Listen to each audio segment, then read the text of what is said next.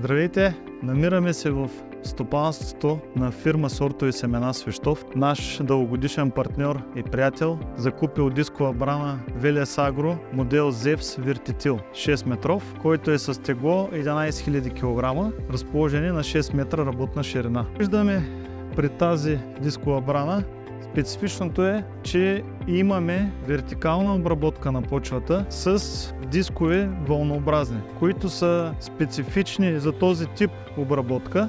Специфичното при тази дискова брана, че извършваме вертикална обработка на почвата без никакъв ъгъл на атака на диска.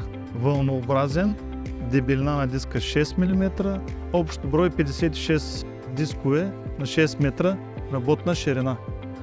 Както виждате, работим в момента на царевично стърнище, което преди седмица максимум е пожънато. Добихме работна дълбочина 12-13 см обработка. Всички растителни остатъци са идеално, пак казвам, наситнени и са над земята, над почвата. Всичко отдолу е обработено. Имаме разположена сечка с ножови, шахматно в предната част, 4 реда дискове, колесар и след това металодисков валяк, който е най-подходящ за нашите тежки почви в България. Като мощност изисква 400 конски сили, тук сме с малко по-голям трактор.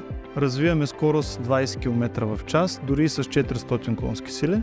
И с едно минаване ние подготвяме почвата идеално за сеитба на пшеница. Не се колебайте да ни потърсите. При въпроси може да се обърнете към нас. Ние сме винаги близо до вас.